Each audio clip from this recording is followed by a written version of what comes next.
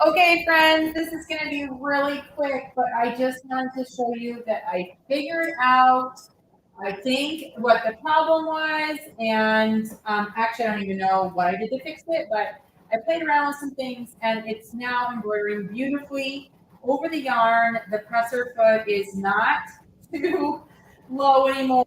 So here's what I did. I took the presser foot off. I changed the needle. I put a new needle on. I did play around with the presser foot, adjust height, and you can do that in the settings. I also slowed it down one setting of speed, and now it seems to be embroidering beautifully over the yarn, next to the yarn, around the yarn on the sweatshirt. Oh, I also added a second layer of stabilizer on the back. So more stabilizer, new needle, um, change the presser foot height in the settings, but in the end, I don't know if that was really made a big difference or not. And I don't know why the presser foot is so low. It's not really supposed to be scraping the fabric when you're doing this. So anyway, that is, if you didn't see part one where I had a total failure, go check that out. I'm gonna post the links to each other in the settings for this, but you can see how this is embroidering out perfectly now. I'm going to go ahead and let this finish embroidery so that you can see the finished result on this and get a look at this. So we'll just keep going and then I'll pull it off and show you the end. If you're not watching this live, just go ahead and fast forward to the end of this so that you can see what it looks like when it's finished. I was having trouble with presser foot height just minutes ago. But I was trying to order this and it ended up going to be a huge failure. So I went ahead and stopped the live feed and figured it out because no one wants to see use this either for troubleshoot, but it is working out. So new needle, extra layer of stabilizer on the bottom, not just the small stabilizer, but I did that. Put two layers on the bottom, changed out the needle, changed the presser foot height, rethreaded the machine. Who knows? Could have been any one of those things, but here we are. So we're just gonna let this finish embroidering, and I'll pull this off and show you what it looks like. It just has about 5 minutes left on it. So again, if you're not watching this live, just hit fast forward to the end and you can see the finished result. The first part of this project is video. Enjoy.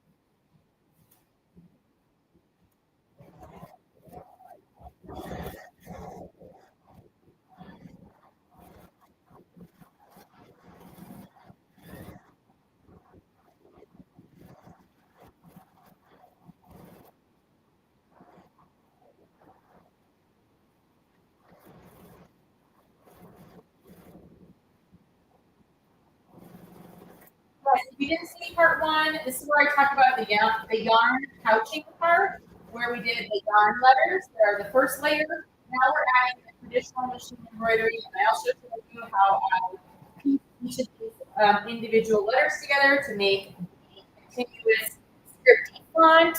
And yeah, all the details for this project are on part one, which is linked on Facebook and YouTube. I did the YouTube link so that's easier. But you can also catch it on my Facebook page as well on our videos. And I'll go ahead and make sure these are linked to each other as soon as this second part is live. And I never do a part two, but I just could not leave you hanging with, I couldn't leave myself thinking I was a failure. So I went ahead and I had to figure it out and then share with you the results.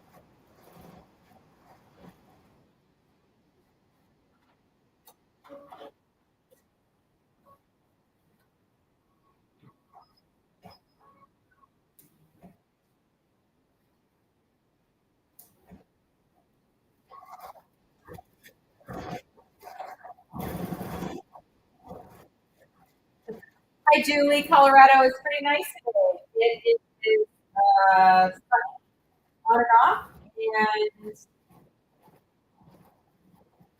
pretty warm. So we're supposed to get like a foot of snow this weekend. And we got almost a foot of snow last weekend, but the in between week has been.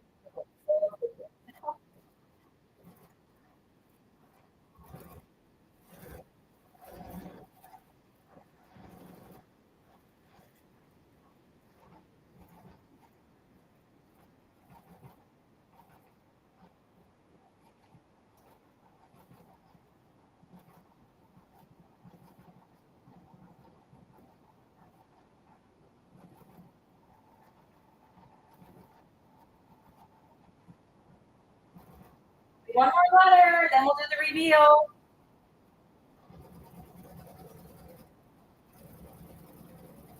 Again, if you missed part one, it is linked. This is where we give all the details to this project. This is just the finish up because I turned off part one. I was having a huge failure with this and nothing was working. I don't know what, but it's working now. So we're just gonna go with that, but I don't know why. And yeah, I really don't know why. So anyway, here we are. We're going with it, and we'll see what happens. Okay, so check out part one. Ah, this is why I sit by. What is happening?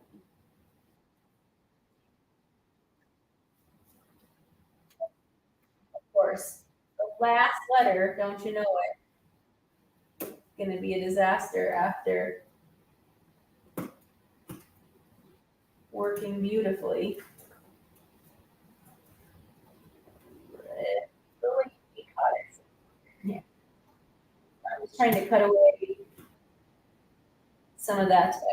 I want that to be big, messy in there. Probably don't really need it too much down here because that's not where the um, yarn is. We really wanted it over the yarn.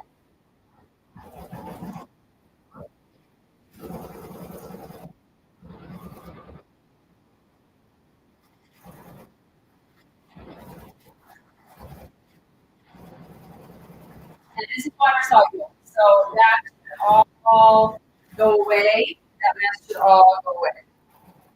All right.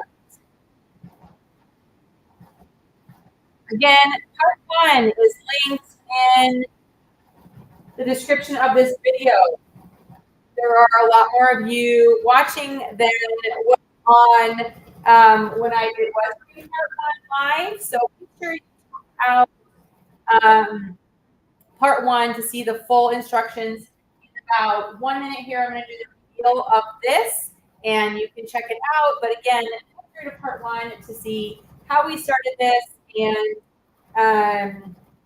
what this project is all about. This was just the how I did the fix, and you could get the beginning. That was all in the beginning of this. I was having trouble. I don't know why with the embroidery. So one of those things that I don't even know what happened or why it happened. But this is going to finish up, and then I'll pull this off the machine so you can see how it looks. You're just going to love the combination of both the yarn couching and the machine embroidery together. I think it's a beautiful way to make sporty sweatshirts. I'm sure there's lots of other uses as well, but for me, that's what I've been making with it is school spirit wear, and I think it looks absolutely amazing and is so fun to make when you're not having trouble. Of course. So fun to make when it's eating and not being weird. As I mean, technology stuff just gets better or not. Water soluble. We'll go ahead and wash this off. The rest of this, I want you to get a look at how it looks. See how it overlaps on top of the yarn. And this is a sweatshirt for my daughter. I think it looks so cute now. So we have some finishing up to do. Obviously, we have the yarn tails to tie in. Okay, so I put those in the back, and then I'll put a soft fleece on it. I'll have the side of the sweatshirt cut open. I'll just sew that up with a serger. But how cute does that look now with the combination of the writing on there and a perfect way to make a super fun wear sweatshirt. So anyway, there's part 2. I had to show you how it looked in action. I never want you to think that I'm not doing things and figuring them out, because I do. I keep going and keep going until I get it figured out. But thanks for joining me for part 2. Check out part 1. See you next week.